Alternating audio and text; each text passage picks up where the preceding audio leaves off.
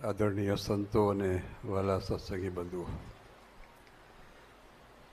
સ્વામીએ જે વાત કરી 29 માર્ચ એ તારીખ કેમ રાખી છે એ વાત તમને કરું થોડી.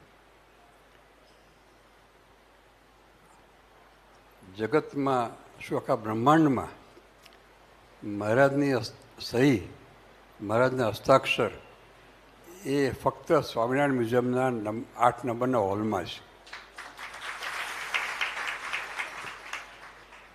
અને એ પાવર ઓફ એટર્ની છે, લીગલ ડોક્યુમેન્ટ છે, કોઈ ઉપદેશનો પત્ર નથી. મહારાજે અનેક ઉપદેશના પત્રો લખાવ્યા, શુકમુનિ પાસે લખાવ્યા, બીજાનંદ સંતો પાસે લખાવ્યા, એમાં સંમત લખેલી છે. પણ આ 1 રૂપિયાના સ્ટેમ્પ પેપર ઉપર મહારાજે પોતાના છડીદાસ કુબેરદાસને પાવર ઓફ એટર્ની આપેલો, પુખત્યારનું આપેલું. અને એ પાછળ એક અંગ્રેજ અમલદારની સહી છે. એટલે અંગ્રેજ અમલદારની રૂબરૂ મહારાજે સહી કરવી પડી હશે. સહજાનંદ સ્વામિનારાયણની સહી મહારાજની, અને 3 સાક્ષીઓ છે. હવે આ એક અદ્ભુત વસ્તુ આપણી પાસે છે, જગતમાં કોઈ જગ્યાએ નથી. અને એ પત્રમાં તારીખ 29 માર્ચ છે. એમાં મહારાજે સંવત નથી લખી, તારીખ લખી છે.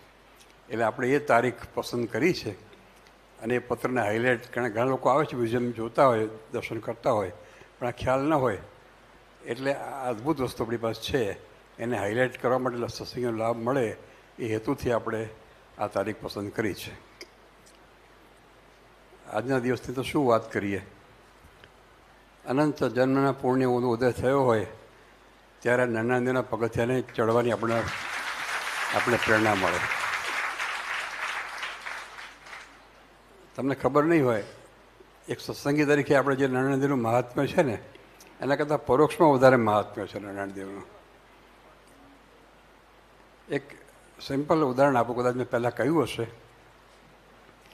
આપણે ત્યાં જ્યારે દ્વિશતાબ્દીનો ઉત્સવ થયો 81માં, ત્યારે ડોંગરેજી મહારાજની આપણે પારાયણ રાખેલી. અને પ્રભુદાસ જડિયા કરીને એક ચુસ્ત વૈષ્ણવ, એમને ત્યાં એ ઉતરેલા. તો ડોંગરેજી મહારાજે પ્રભુદાસે શું કહ્યું કે તારે જો કલ્યાણ જોતું હોય ને તો રોજ દર્શન કરવા આવજે નારાયણદેવના કે. અને અહીંયા સાક્ષાત પરમાત્મા બિરાજમાન છે. આ ડોંગરેજી મહારાજ શબ્દો છે. અને ત્યારથી એ પ્રભુદાસ દરરોજ મંદિરમાં આવતા, નિયમિત રીતે દર્શન કરવા આવતા. વળી જ્યારે આચાર્ય મહારાજની જનોઈ થઈ, યજ્ઞોપવિત સંસ્કાર લાલજી મહારાજ તરીકે, ત્યારે ડોંગરેજી મહારાજ અંદર એમને આશીર્વાદ આપવા આવેલા, હાર પહેરાવવા. ત્યારે પણ એમણે મને કહ્યું કે જનોઈનો પ્રોગ્રામ પતી જાય પછી સૌથી પહેલાં નારાયણદેવના દર્શન કરીને પછી ઘરે લઈ જજો એમને. એ એમના રેકોર્ડિંગ વિડીયોમાં પણ છે.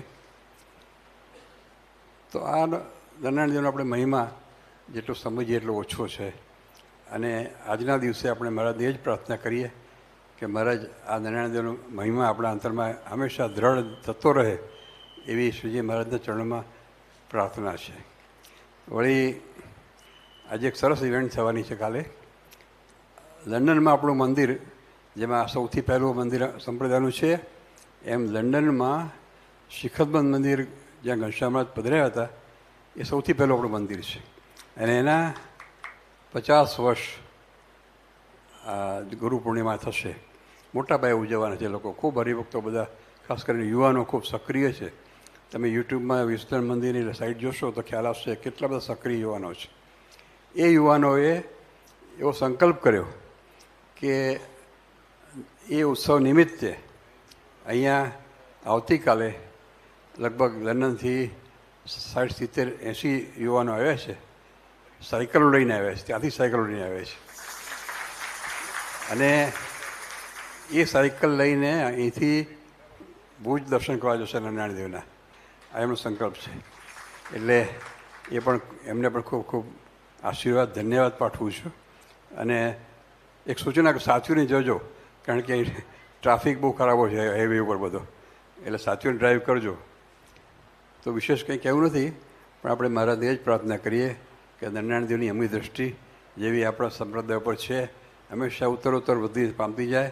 એ નારાયણ દેવનો જે યથાર્થ મહિમા છે એ તો વચનામૃતના આપણા સંપ્રદાયના પાને પાને લખાયેલો છે, એમાં કોઈને કંઈ સમજાવવું પડે એવું નથી. અને અતિશય ભાગ્યશાળી હોય ને એ જેવા સમજે તો એ મહિમા આપણા અંતરમાં વિદેશ દ્રઢ થાય એવી શ્રીજી મહારાજના ચરણોમાં પ્રાર્થના.